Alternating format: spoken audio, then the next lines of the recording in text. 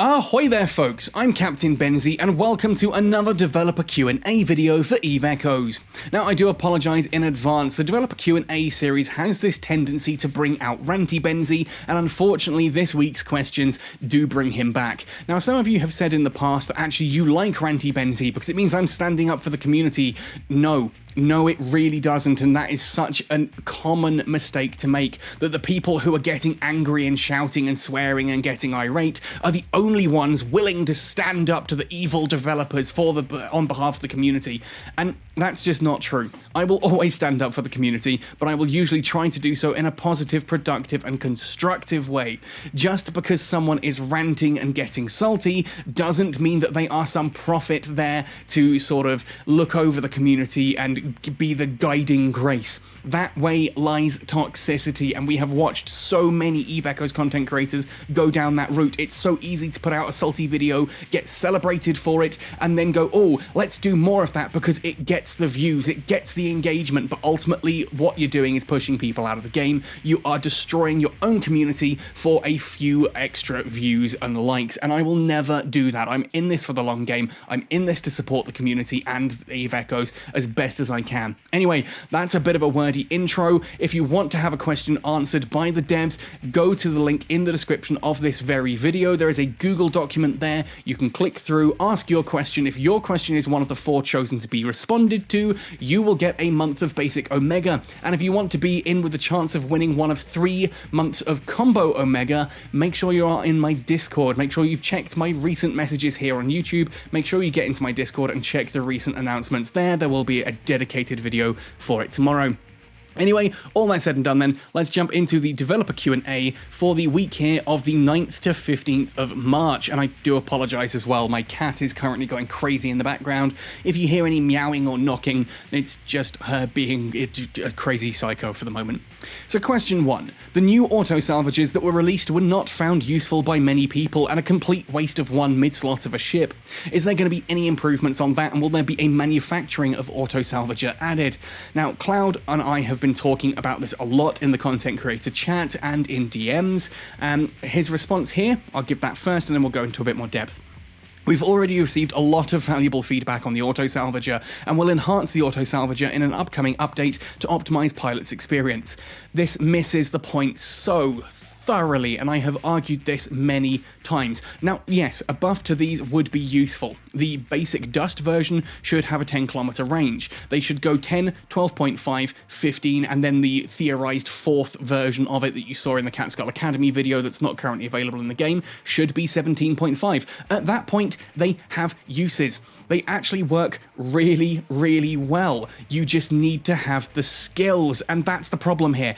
Everyone has jumped in with these AutoSalvagers because NetEase absolutely fluffed the landing on this and did their typical thing of, hey, let's make this as ball-achingly complex as possible to get these things, and for some reason they hit the skill chips this way too, so people have got some of the AutoSalvagers. They've tried the Dust AutoSalvagers off the store and then gone, these are crap.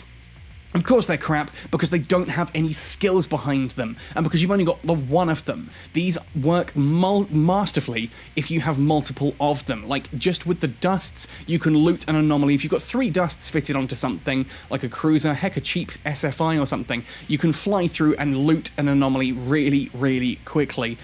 You can, if you have the skills as well, one of these AutoSalvagers can be absolutely fantastic. And I call them AutoSalvagers now because Auto Mechanic, one of our Catskull guys, has been using AutoSalvagers on his Rattlesnake and actually getting on really well with it. It's a Warp to Zero Brawl Snake. It could spare the mid-slot and it loots it. It makes him so much more money, so much faster, because now he's looting as he goes. He doesn't have to spend time at the end looting. He can just kind of go through it all.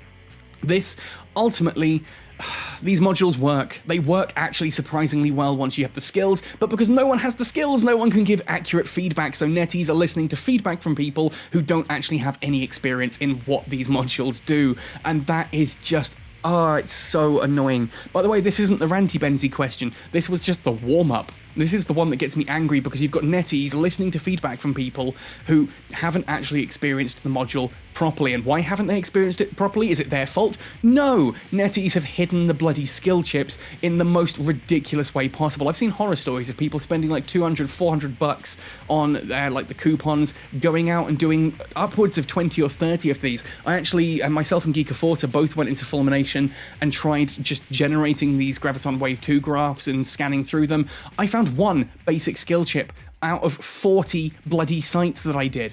That's not good. That's not good. So it's no wonder that people don't have the skills to actually see these like salvages work properly. I've said to Cloud, the salvages, the skills, let's just wrap this all up. Let's apologize, wrap up this, and put the skills just into the standard skill training, same way you normally would, same cost, etc., as the mining skills because they use the same SP. Then apologize to everyone and say, we really goofed up here. We didn't mean for this to be as sort of bad as it turned out to be. Here are the skill chips. Just use the, here are the skills in the standard skill menu. Just look into them that way. And if you were one of the people who sold the skill chips on the market for a ridiculous amount of ISK, congratulations. And if you were one of the people who bought one of the chips off the market for a ridiculous amount of ISK, one, geez, what were you thinking? And two, the game can give you that ISK back. Everything in a game like this is stored. They can go into the data, find those people who bought skill chips on the market and reimburse them the difference between what they paid and the value of the skill chips as they now are to be unlocked. It's really easy, it's really straightforward, but their response was, we don't want to punish people who paid the good ISK on the market. I'm like, you're not punishing people, you'd be giving them that back. You would be giving them the ISK that they paid. Anyway, let's move on this one before I get too angry before the big one comes, because here it is. In the new update, will there be any changes to the way asteroids work, as an increase in size? Currently, they barely support the current ships. A capital then and an orca with several coveted 2 will finish the asteroids in a few minutes. Yeah, they are absolutely right on this question here. Now, Npixie says, we've noticed this issue. After the industrial version, we'll make timely adjustments to the asteroid belt based on pilots' mining speed. And that is just not at all comforting. One, we needed more changes than just, oh, yeah, we're going to be changing asteroids. And note, we're changing the asteroids, which means they're going to make asteroids last longer, which means more ore. We're not changing the mining yield, so we're just going to have more ore on the market, which devalues things even further. I'm getting really worried about this industry update, because the Rorcal, the Orca, all of this stuff is just going to snap industry clean in half the way things are currently going. Once again, we have a situation where miners who do not understand the problem with mining are trying to find fixes, and the developers are listening to them. Like, everyone is asking, well, I'm struggling to make money with mining, therefore I need to make more ores. Give me ways to make more ore. And it's like, that doesn't fix it. That does not fix the situation. All that does is actually make the problem worse. It is a race to the bottom. And how many bloody times can I say this in a video before, like, I get that not everyone watches these videos, but seriously, you'd think by now that the people who keep asking these questions would have encountered someone who is making these arguments, because it's spreading. People are understanding that if you just add more ore, if you just give miners more ore, it doesn't help.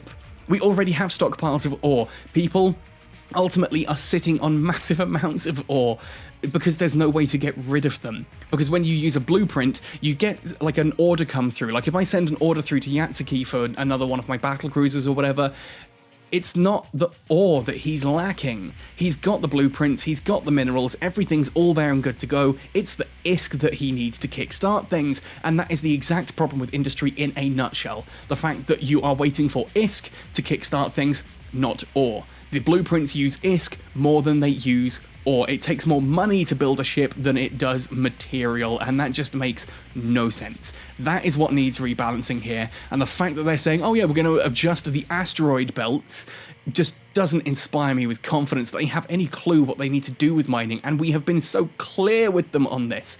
The trouble is, and I've said this before, the trouble is with mining that the actual changes, the meaningful changes that need to happen, look like nerfs. And if you pitch these to a miner who doesn't have a clue what they're talking about, they're going to get upset.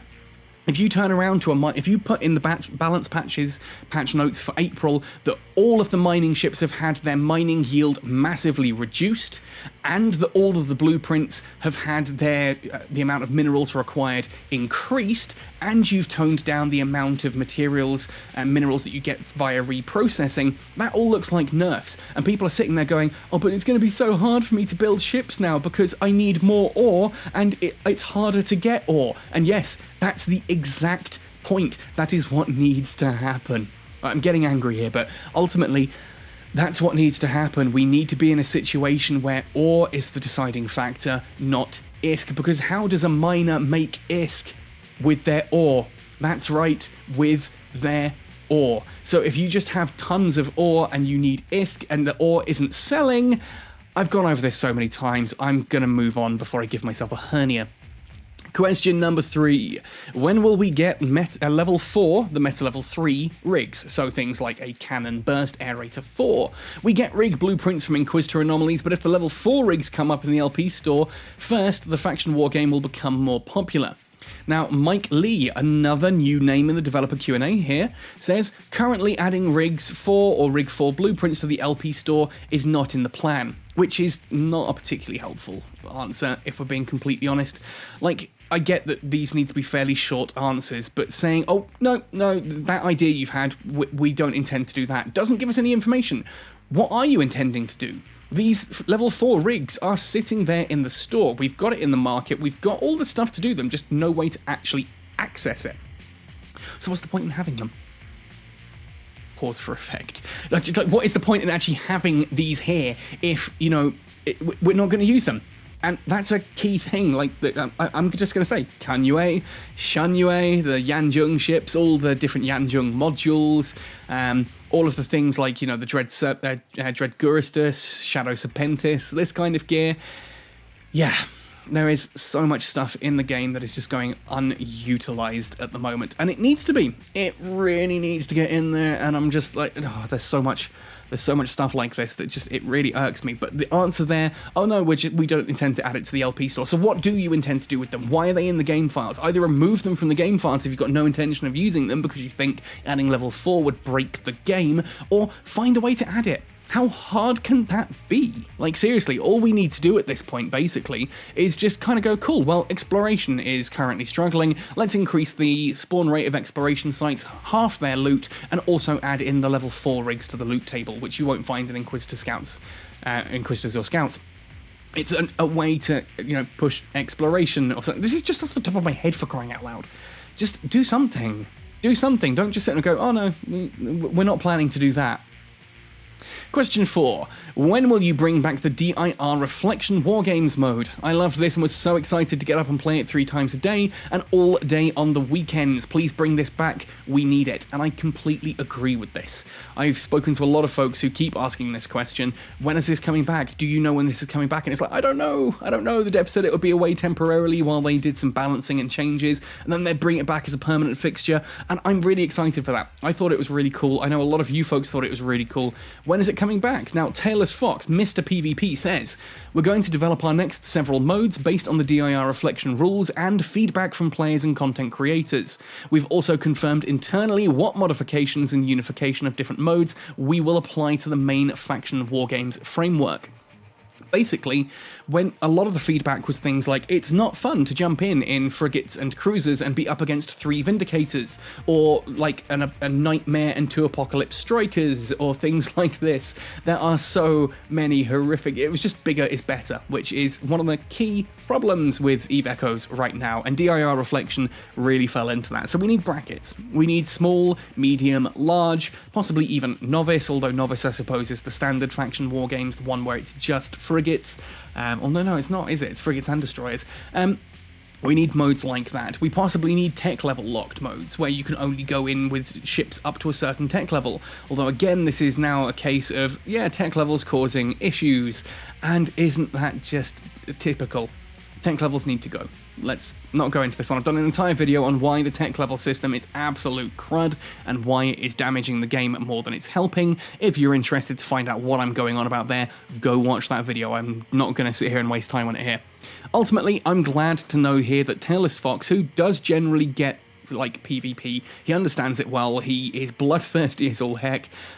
He is looking into this specifically, that they are confirming internally what modifications and unifications of different modes they'll apply to the Faction Wargames network. They're looking at different rules and feedback from players and content creators. We did give a lot of feedback at the time. Myself, Geeka Forta, Gengar, a few others and all in there, Demon Cell, all sat there, giving feedback on how this mode worked, what we liked, what we didn't like, and there was a lot to like. I don't want to complain about it. There were issues. There were definite, huge issues, but there was a lot to like, and that's cool. And so we can take that feedback and then build upon it, and that looks like what the devs are doing.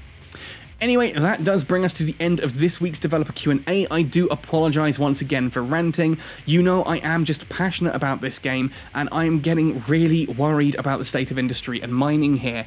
Yes, it looks like nerfs need, when you talk about the things that need to happen to mining, it looks like nerfs, it looks counterintuitive, but trust me, years of time and experience with this in EVE Online, years of just looking and studying economics and how this kind of stuff actually works, shows those are the kind of fixes we need to make. I'm probably going to do a big video about this at some point in the future, because people seem to have missed the first video, and it just gives me a chance to elaborate and make some new points about how ultimately miners are killing mining. And I don't mean that as quite aggressively as it sounds. There are certain miners crying out for, like, more ores, we need more ores. That's killing mining. And the fact that the developers are listening to those people is really, really worrying. It's kind of clear at this point in time that the developers just don't really know what they need to do with mining. They're kind of throwing ideas and hoping something sticks. I don't know.